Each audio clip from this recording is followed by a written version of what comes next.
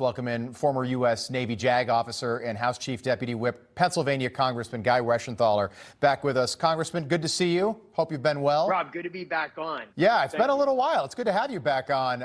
Can you explain to me why we aren't pushing to mine more of these rare earth minerals, stuff that you need to make electric car batteries here in the U.S. so we can stop enriching China?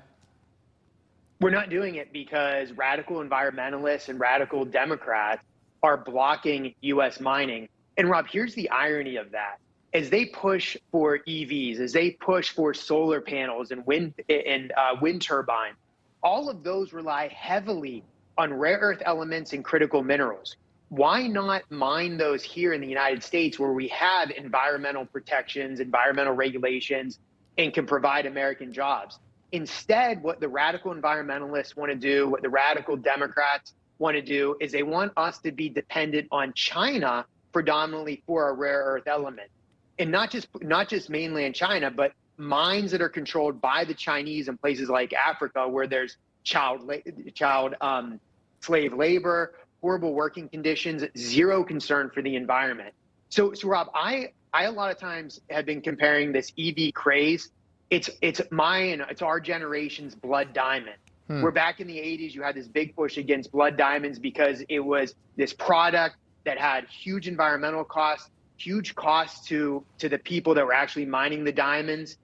And it was all to feed the appetite of the urban elite in the United States in the West. Now you have that same thing going on with these EVs. It's the affluent liberals, coastal elites and liberals in the suburbs and in the big cities that don't care about the human cost with these EVs and critical minerals. It's also they can virtue signal and feel good about themselves.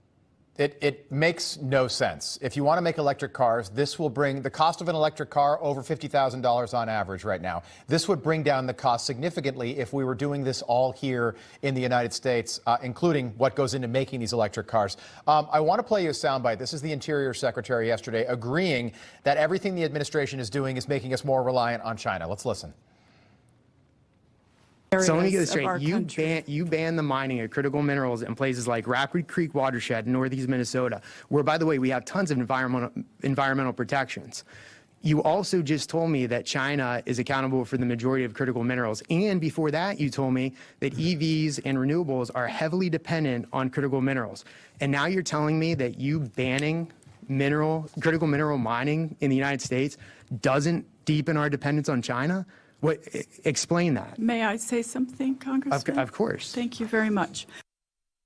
Okay, I know you were a JAG lawyer, you'd say no further questions if we were in a courtroom here, but what was your reaction to sort of how she played this? I was stunned because I didn't go into that hearing thinking that she would have a total lack of command on the topic and of the issue. This is the Secretary of the Interior who was unable to say that to the percentage we're relying on China for critical minerals. It's 63%. I had to give her that fact. She was unaware that the two mining projects that she banned, one in northeast Minnesota, that was mining critical minerals. Frankly, Rob, I don't think she was able to tell me the difference or understood the difference between critical mineral mining and just regular mining. Right. So it's this total lack of competency. And, all we hear when a Republican is in the White House is the adults aren't in charge. We need an adult in the White House. We need adult administrators. The sad part is the Democrats are the ones that act like children. They're woefully incompetent and ill-prepared. But Rob, if I could just say one more thing about EVs, which is shocking. 10 seconds, if you were, let's say we took all cars in the United States and went to total EVs, it only reduces carbon emissions by a little over 20%. John Kerry himself, the so-called climate czar, said if we do zero CO2 emissions totally in the United States, it makes zero impact for climate change. This is a way for the left to cripple our manufacturing, cripple our energy production, and weaken us. Congressman Guy Reschenthaler, good to see you as always. Appreciate you being with us this morning. Thank you. All right, lots more.